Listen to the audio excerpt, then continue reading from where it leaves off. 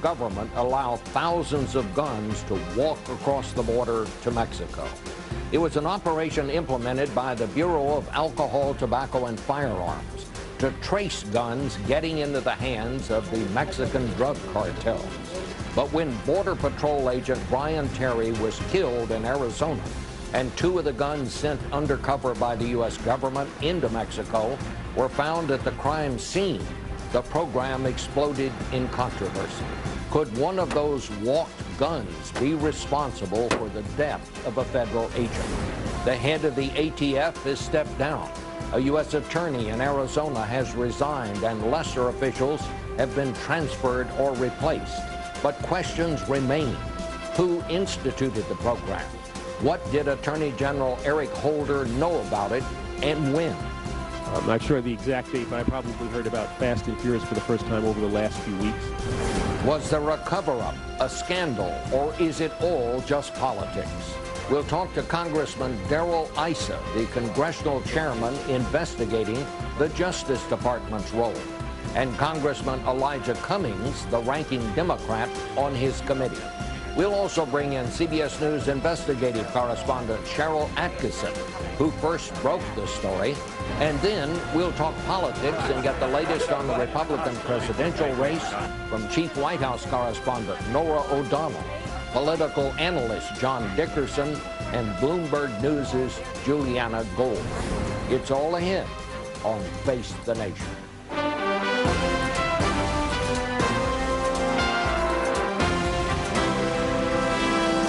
From CBS News in Washington, Face the Nation with Bob Schieffer.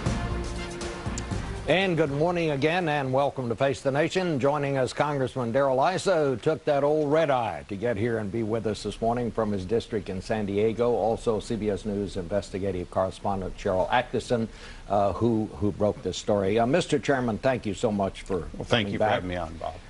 This whole business about this Operation Fast and Furious really blew up last December, as we said in the open, when Border Patrol agent Brian Terry was killed, and two guns connected to this operation were found at the scene of the crime. The FBI said the evidence was inconclusive as to whether those guns were the ones responsible for this murder.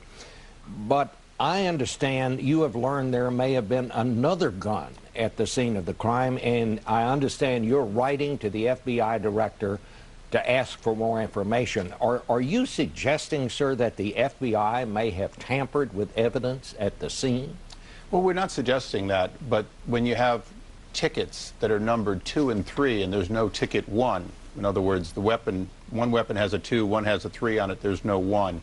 When agents who were at Brian Terry's funeral made statements to his mother indicating that there were 3 weapons, when the 2 weapons that they have tested don't conclusively match up, then you look and say, well, was there a 3rd weapon at the scene? Were there additional people who escaped with weapons?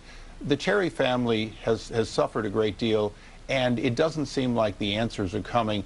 More importantly, our investigation has never been about trying to get to the top of the problem. We're trying to get to the bottom of the problem, see who thought it was a good idea, who allowed it to continue, sort of go up the chain to find out all the places that this should have been stopped, but wasn't. Well, but let me ask you, why would it be important to find a 3rd gun? Are you suggesting that maybe that might be the gun that evidence shows was the murder weapon, and for some reason the FBI has not disclosed that? Well, we certainly want to know. In some cases, as you know, there are investigations where there's materials that people feel are very sensitive. If that's the case, tell us there are sensitive materials that are being withheld. But all along in this case, there have been undercharging.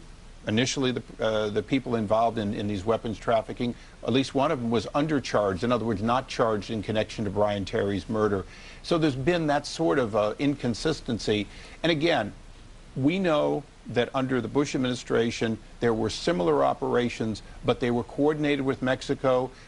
They made every effort to keep their eyes on the weapons the whole time. So we're not per se saying that tracing weapons is a bad idea. Well, Sharyl, what do you make of this? I was going to ask, could you explain why law enforcement would theoretically, if it happened, tamper with the evidence? What are the bigger implications beyond the Terry family as to why there could be something going on at the scene that would be so important that we still wouldn't know what happened there 10 months later?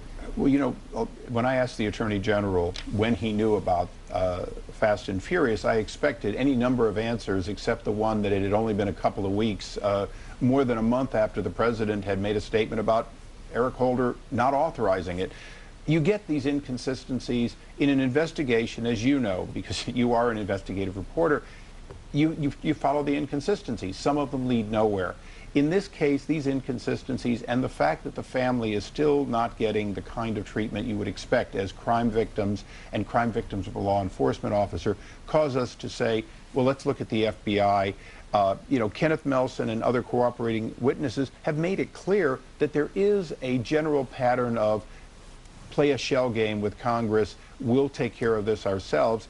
And as you know, the FBI has a history, in some cases, of working with felons and criminals and hiding their other crimes in order to keep an investigation going. So, we thought that was behind us, but it might not be. So in other words, what you're suggesting is that if this other gun, it was shown to be the murder weapon, and it was one of these weapons tied to this program, it would conclusively tie this program to the murder. That's basically what you're trying to find out. If weapon number one that appears to be missing were in fact ballistically matched, then we would have an absolute rather than this inconsistency. Or can I say, sure. Or if this weapon were matched to a confidential informant that was being used by DEA or FBI or another agency. There are a lot of questions out there because other agencies were involved in this operation, and we don't know what we don't know. All right. Well, let me move on. You have subpoenaed hundreds, some say thousands of pages of documents relating to this from the Justice Department. The Justice Department says, frankly, they want to cooperate, but they say you're just showboating when you launch a subpoena like that. Well, Bob, you know, when you get a black cow at midnight eating a licorice and they tell you gave you 1,000 pages, I have countless pages that look like this, and many of them, when we actually get to some of the details, there's clearly details that have been redacted that we should have. Our subpoenas have been very narrow. In some cases, it's because a whistleblower gives us a document, and Sharyl's been very involved in these activities in her own way, too. We have a document. It causes us to narrowly ask for a document to get the same document but ensure that it's authentic. Often we get it redacted when the original one we look at underneath should give it to us. We have tried to be narrow. In some cases, like emails, we've asked for a window of less than 3 days worth of one person's emails. But again, we haven't had the cooperation you would expect from the Justice Department when they know they've made a horrible mistake. I understand that you already have some documents, but you're subpoenaing the original documents. That's correct. Are you suggesting then that maybe some of these documents have been tampered with?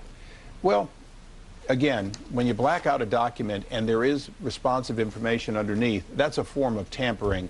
We're not accusing anyone of a criminal cover-up, but we have an obligation, a real obligation to the Terry family and a real obligation to the Constitution to follow this, to ensure that Justice Department and all of its tentacles in law enforcement do the kind of job that witnesses who came from there said they want to do and they always do. Are you going to ask the Attorney General to resign? You know, that's for the President to decide. Many have called for it. What I've done is join with Lamar Smith, who has invited the Attorney General to come back to Judiciary, the committee where he made his less than accurate statement. He said that he was not aware of the details of all of this. You're suggesting well, Bob, he may have known. What he said was he first heard of this program a few weeks before. If he now wants to say that he knew a lot about it from the at least 5 briefings he had, but he didn't know as much, we'd like him to come back and say, okay, that was an inaccurate statement. Here's what I knew and when I knew it. Because his chief of staff had intimate details. We have notes in his handwriting that shows that the number 2 and Eric Holder's right hand had intimate details for a long time. So one of the questions is, why wouldn't you tell your boss about a program that had gotten so out of control that it had all kinds of people scurrying to try to stop it? All right. Are you saying then that the Attorney General knew a whole lot more about this than he testified to when he came before the Congress? He clearly knew more than he said when he said he only first heard of this program a few weeks before.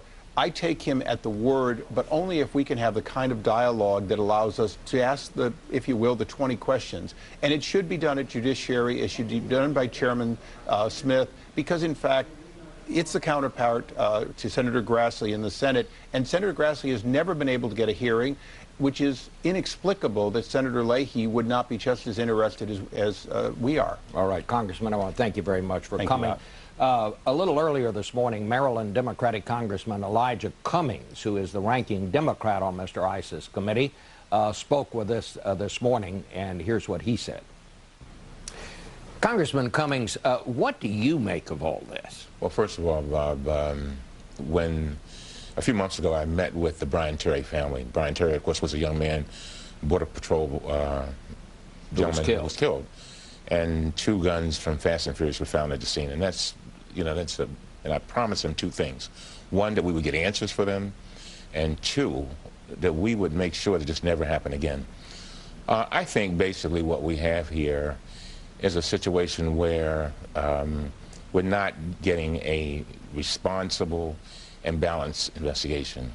The Attorney General, when he found out about it, the first thing he did was immediately order an investigation by the IG. And the second thing he did is he sent out a memo to all of his staff saying, look, this is not the way we operate. We do not let guns walk. And so basically you had an operation that started bottom up and not top down. Mm-hmm. And so in other words, it was hatched in the Phoenix office of the ATF. And the sad part about it is that the supervisors in the Phoenix office never communicated with people higher up. And all the evidence that I've seen points that this was a more of a local issue that never got to higher ups. And certainly there was nothing, nobody has said that the Attorney General was briefed about it. Do you, some people have actually said that Chairman Issa is on a witch hunt here. Do you agree with that? I do. I think Chairman Issa has come up with some very unfortunate statements about the chief law enforcement officer in our country. And he's come up with these statements, and then he goes in search of the facts. And we've seen this over and over again. For example, Bob, Mr. Melson, who was in charge of the ATF, has told Mr. Issa that he never communicated the controversial tactics with regard to Fast and Furious to the Attorney General Holder. And as a matter of fact, 15 folks because you know why he didn't do it? Because he didn't know it. He didn't even know it. Mm-hmm. So then this is the head of ATF, and we've also interviewed 15 others in ATF who said that they didn't know it or that it was not communicated. But yet and still, Chairman Issa goes out there and Republicans accusing the highest law enforcement officer in the land of being an accessory to murder and things of that nature, and calling for his resignation. All we want is what I said. We want a responsible and balanced investigation because we are the Oversight and Government Reform Committee. Bob, you cannot reform anything unless you have all the information. Just because if you don't like some facts, you don't throw them out the door and say, I'm not going to look at those. You look at the entire picture, and that simply has not happened here. Well, now, you have condemned the attack itself. Oh, no doubt about it. But let me ask you this. Here we are. This border agent was killed last year. Yes. And we still don't know who exactly was responsible for this program to move these guns into Mexico. Isn't it about time we found that out? Yeah, I think we're moving more and more towards that. Keep in mind, we do know that it was the Phoenix office. We know it's hatched there. And that's all the testimony we have heard so far, that's what we heard. And I know that we will get to the very bottom of it. But it is a bottom-up and not a top-down situation. We know that for a fact. Where do you see all this ending? It's hard to say. I've said over and over again, we must pursue the facts wherever they may lead. And I have absolutely no doubt that we'll accomplish that. All right. Congressman, thank you so much for coming this morning. Thank you, Bob.